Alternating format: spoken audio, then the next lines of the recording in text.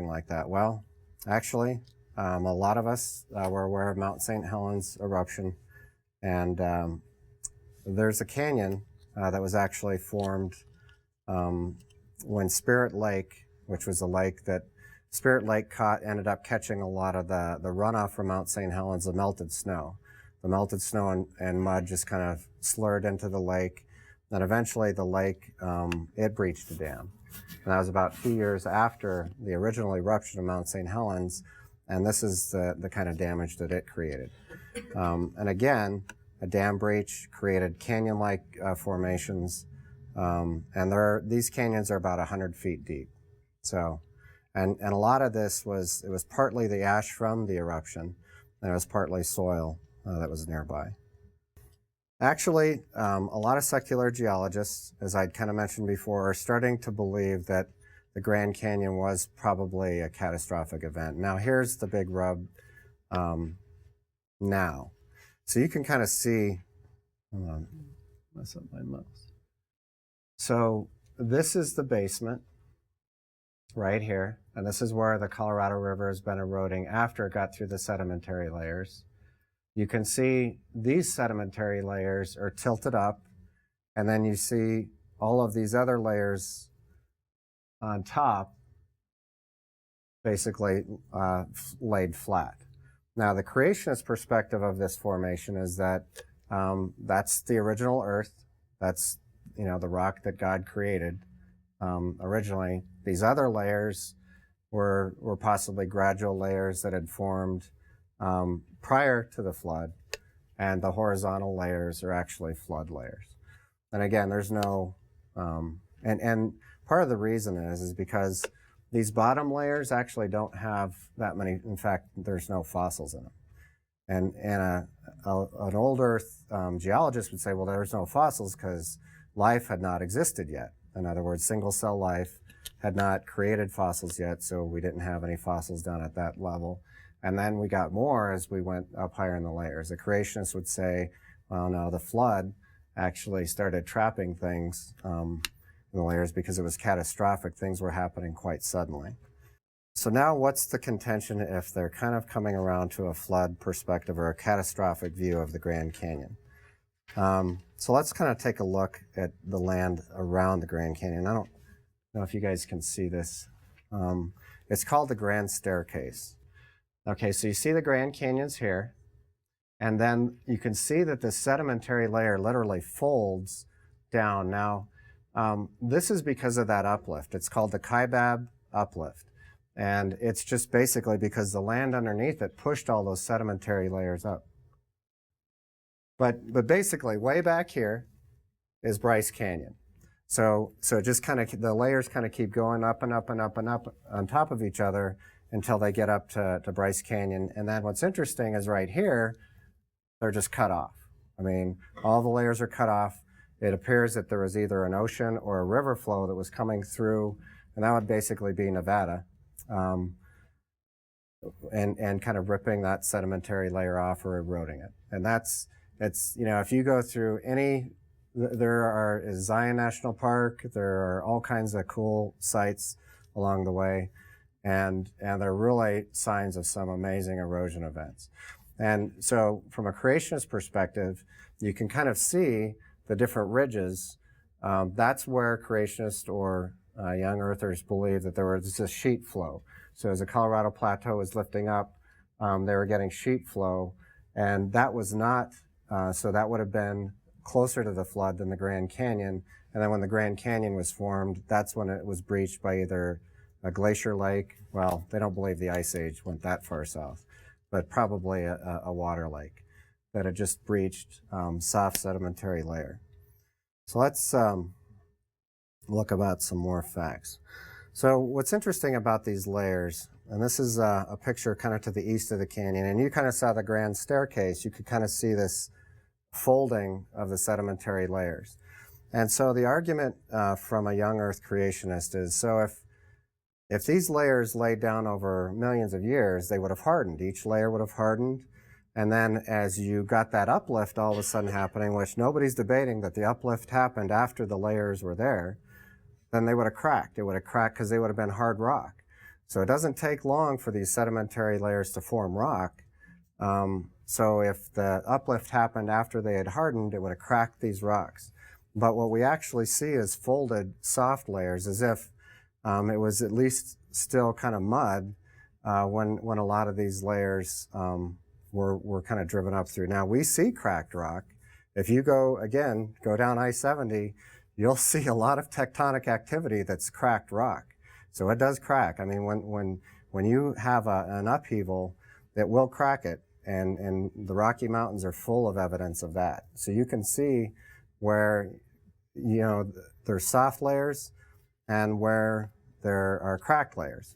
Now, an old Earth argument would be, well, yeah, but these things were folded under extreme heat and pressure, and they were not always above ground because they were under oceans and different things. And so there were different environments that created these uniform sedimentary layers. So depending on what your viewpoint is, things look differently. So let's look at some evidence that initially looks like it does favor a long uniformitarian view of the canyon. So on one of the layers, and this is actually, I'm probably mispronounced this, Coconino sandstone, which is actually a layer that's found, that sandstone layer literally extends over the majority of North America. So it's not just in the Grand Canyon. If you were to dig down, well, actually the Western United States is probably a more accurate word. So you look at these footprints, and so an old Earth view would say, hey, so if you got footprints on top of one of these layers, how could this have been a catastrophic flood? Because something was actually walking around in one of these sedimentary formations, and it left footprints. And so it couldn't have been a catastrophic flood because everything would have been wiped out by then. Basically, though, the old Earth idea is that this was not actually beach. It was actually this layer, the Coconino sandstone, was sand dunes. And they believe that because they believe they've seen ripples that indicate something very similar to what we see in today's sand dunes. Dr. Leonard Brand actually did some tests. And this was tests with live animals. And he tried to recreate these footprints. And he did. He actually recreated them. He's got some articles in scientific journals that actually showed this picture. And basically, he recreated them with a salamander walking slow underwater on wet sand. Now, one of the things that's really important about these footprints is that they kind of go along and then they just disappear. They're gone. And so what it looks like is that, first of all, there was water flow. And that was one of the things that his test showed, that the flow was actually coming against whatever this was, probably a salamander or something like that, walking into a water flow. So water was flowing across this. It was not a dry sand dune. And all of a sudden that animal disappears. So at least it was alive for a while, and it may have lived forever, who knows. But the reality is that, again, depending on what you're looking at or looking for, the evidence can point to two different directions. One is, okay, well, there were animals walking around on this. It was a long time before the next sedimentary layer came. So let's look at what's between the layers. So the contact point, that's actually where the layers actually are together. And so if you had millions of years on a contact point, you would expect to have evidence of millions of years. And let's just kind of see what that looks like. So basically, this is the evidence that I would at least expect to see, is that you've got topsoil formation, that you've got maybe some gravel, evidence of erosion, vegetation, and root systems would have taken hold. I mean, over millions of years, you got to be able to grow something. And so let's see what we find. So basically, the layers are intermixed. And what that means is that, so I could see one layer of red sandstone and then a layer of white sandstone, and then the white is actually intermixed with the red. In other words, they're crossed. So it's like, well, one argument for that could be, well, yeah, well, there was a hole in the other one, and that could have created over millions of years. And I'd buy that. But the problem is that the way that they're mixed is really interesting. They're not completely homogeneous layers. In fact, some of the layers are literally thin layers alternating of different types of sands and different types of minerals. And then some of the layers are missing altogether. So the missing layer is assumed to have been eroded away. Well, if something's not there, it's really hard to say that. I mean, you can assume that, and that's certainly a theory. It's just that one's kind of hard to buy. And so there's a lot of unconformities in the Grand Canyon. And if you look at it, I think that there's about 3 or 4. So that the layers are just gone, layers that they would expect to be there. Niagara Falls. So here is one that actually points to 2 different things. And again, it just depends on your perspective. So has anybody been to Niagara Falls? Yeah, there you go. This is actually Horseshoe Falls on the Canadian side. So here's how the story goes. So 450 million years ago, and again, this is a secular story, the bottom of the sea, basically Niagara was under the bottom of the sea. Several fossil sedimentary layers were formed, very similar to the story of the Grand Canyon. And then 18,000 years ago, and obviously that since then, the continents had elevated, and then the Ice Age happened. So 18,000 years ago, glaciers formed, the Great Lakes. And then 12,000 years ago, ice started melting, and it started creating the path of the Niagara River. And why did they think this? Well, because the rate of creep, in other words, if they measure where the Niagara slate is, it's moving back about 4 feet a year. So it's flowing from one lake to the other, and it's backing up, and they see it. I mean, this is actually happening in our lifetime. It's about 4 to 5 feet per year. That's actually not eroding that much today because they've actually done some projects to prevent the fast erosion of it. So that would say that it would take about 8,000 years to reach its current location if it started all the way at one of the lakes. And here's, if you were to look at a plaque, this is what you'd see, and you've probably, if anybody's been there, they've seen something like this there. So you can kind of see that first line is in 1676, and it goes all the way back here in 2002. And so you can kind of see that the slate has just kind of gradually eroded away. And so this is a proof for an old Earth that, okay, look, it took a very long time to make Niagara Falls. It's eroding at 3 or 4 to 5 feet today, and it's a good clock. It really shows that the Earth is pretty old, right? I mean, what could a creationist say about that? So here's the creationist view, or a young Earth creationist, I should probably say. So there was a flood 4,500 years ago, worldwide flood, laid down several layers of sediment, trapped a lot of fossils, and the Ice Age was actually a byproduct of the flood. In other words, the amount of energy that was required to create the flood then created a climate swing, which created an Ice Age about 1,000 years later. The theory here, though, is that the rate of initial erosion would have been much higher. So when the ice started melting, the theory is that you would have had more water flow. More water flow would have actually created a lot more debris flow, and that debris flow would have created much higher erosion rates than what we see today. And again, you're going to see this theme kind of repeating over and over again. So if you assume that everything is the way it is today, you're going to get old dates for pretty much anything. If you assume that there were these catastrophic, very anomalous events, you're going to get different answers. And so which one's right? I think that both theories are sound, and there's probably an infinite amount of theories about how fast Niagara Falls could have formed. So let's look at one more. Devil's Tower. Anybody been to Devil's Tower? You live there. You've been everywhere. Some of you. So, see, creationists believe that this is a very giant tree. No, I'm just kidding. I'm really kidding. I'm a kidder.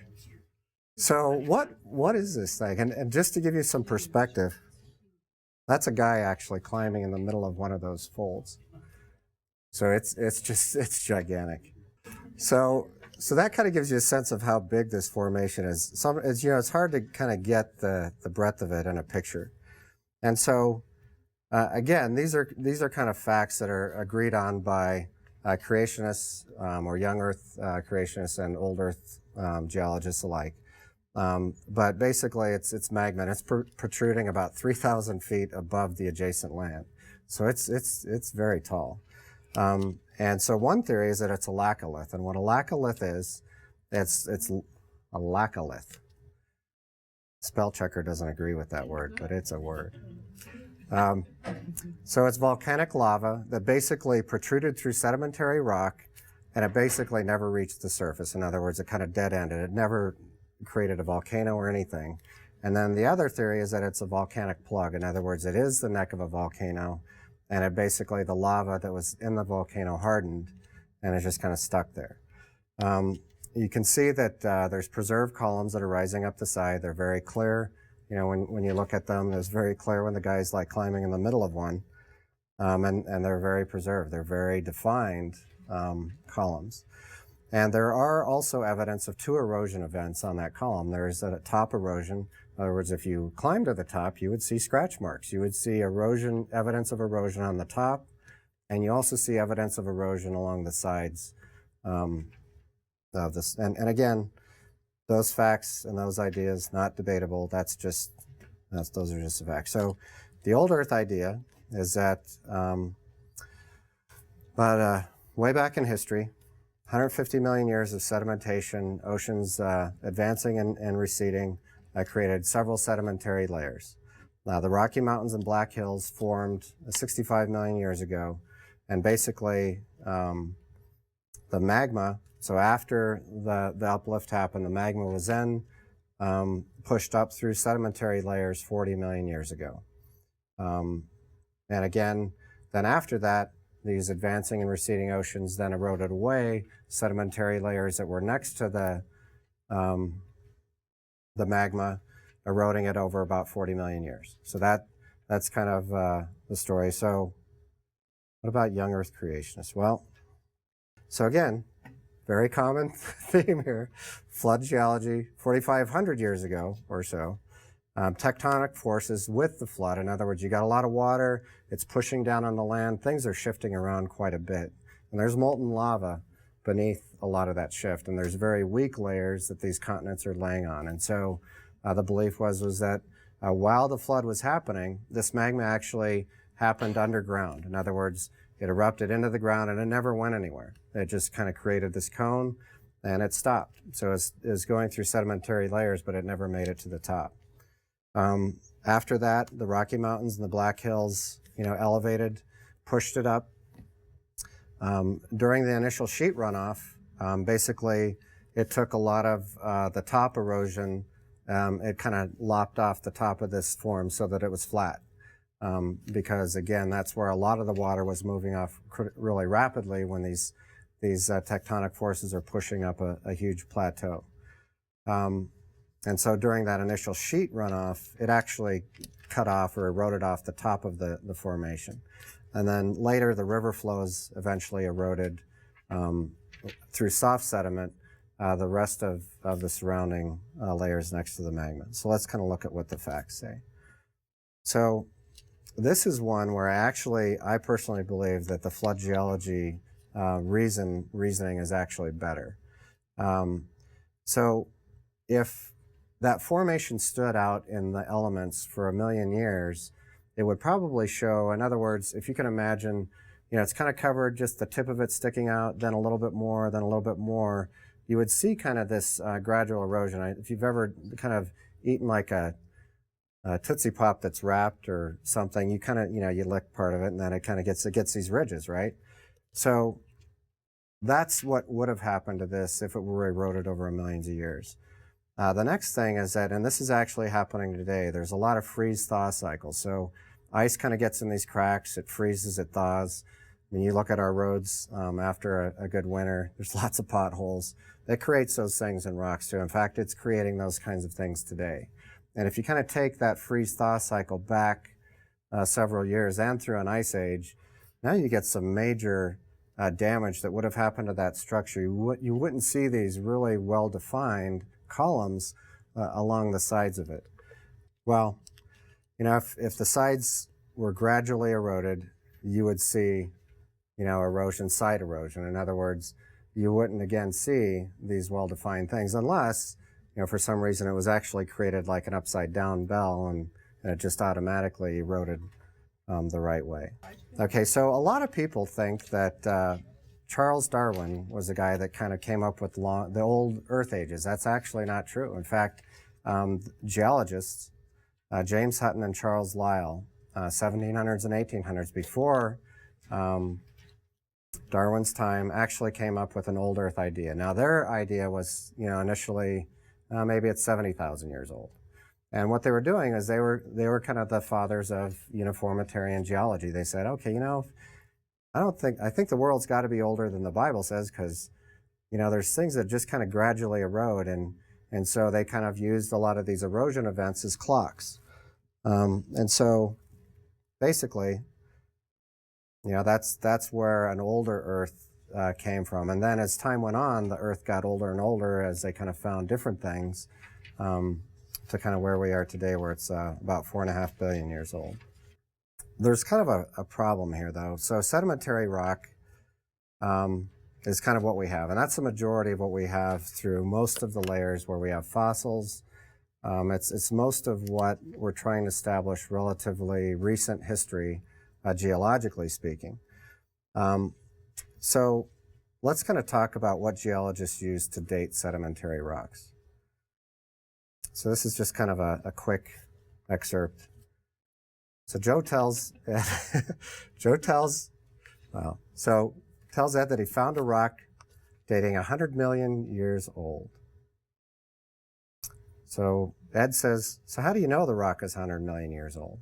And this would be an interesting thing. Anytime you go to, if you want to get in like a fight or an argument, just go to like the Grand Canyon or the Black Canyon or any place and ask the person that's showing you around how they know. The sign says so many millions of years old, and it'd be interesting to kind of hear the story. So Ed asks, how do you know the rock is 100 million years old? And Joe says, because all the fossils found in this rock layer are 100 million years old. So Ed says, well, how do you know the fossils in that rock layer are 100 million years old? Joe says, because the evolutionists say those fossils evolved 100 million years ago. So Ed asks, how do evolutionists know the fossils evolved 100 million years ago? Joe, because the rock formation was formed 100 million years ago. And this is what's called circular reasoning. And in the book that you have, he will talk about circular reasoning and how it's really a very common tactic that's used. Or somebody may just get upset and just call you some bad names or something. But so really, a scientific fact can't really be established with another theory that's just as nebulous. Now, I mean, I think that the nature of science is that you have to kind of try to do something somewhere. And so it's not like I'm really blaming him. I'm just saying that it's not a proof. It's not a proof of the age, and it's certainly, in my opinion, kind of even a bad scientific method. The fact is that biblical geologic theories really are no more or less scientific than the secular theories. They're theories and they're ideas. And so where do we go from here?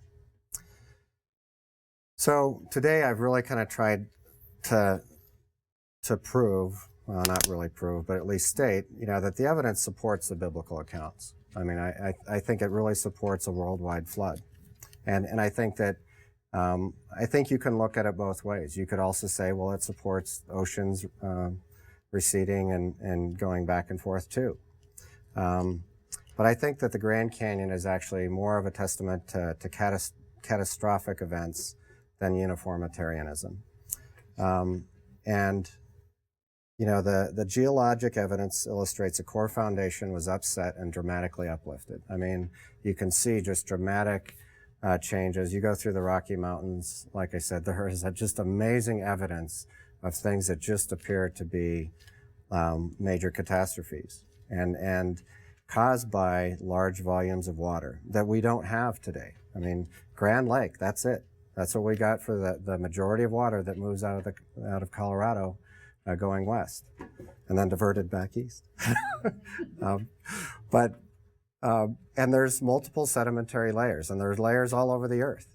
In fact, the argument is sometimes made by evolutionists to say, well, yeah, how do you explain that all these layers are the same all over? Well, you know, if it was a global flood, they would be the same. That would actually show that. If it's kind of oceans receding and going back and forth, well, somewhere the ocean wasn't. So now where the ocean is, where was it before it kind of invaded the land? It must have left some other dry land someplace else.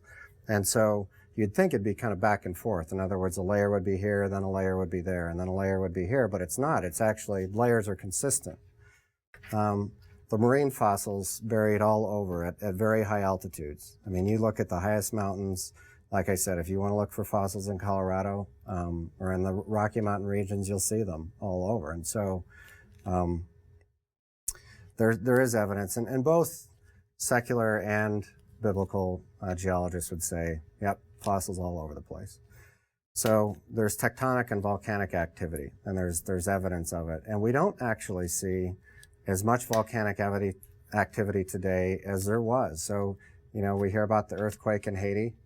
There were a lot more catastrophes earlier in our history than what we're actually witnessing today. And a lot of creationists would say these earthquakes that we experience today are still remnants of the Great Flood. So, you know, I think all of these items really do support a biblical account of Earth's history. So the book that you have is actually very inconsistent with this course. No, it's actually, I switched books kind of midstream. I was going to actually get a book called Scientific Creationism, and it actually does cover these specific topics in more detail. But I kind of felt like you guys need a book that's more of an apologetic book. And this is actually The Ultimate Proof of Creation by Jason Lisle, and he's got his degree in astrophysics at University of Colorado. And it's really an apologetics. It talks about logic, and he really gets into worldviews. And he kind of talks about the idea that you can't really talk to somebody about these facts and these figures until you understand kind of where they're coming from. So when I did the questionnaire for everybody, I kind of have a sense of where generally people are coming from. And that's really important for me because where somebody's coming from is very important. And you really need to kind of, and whether it's creation science or whether it's faith, you really just need to meet people kind of where they are. So.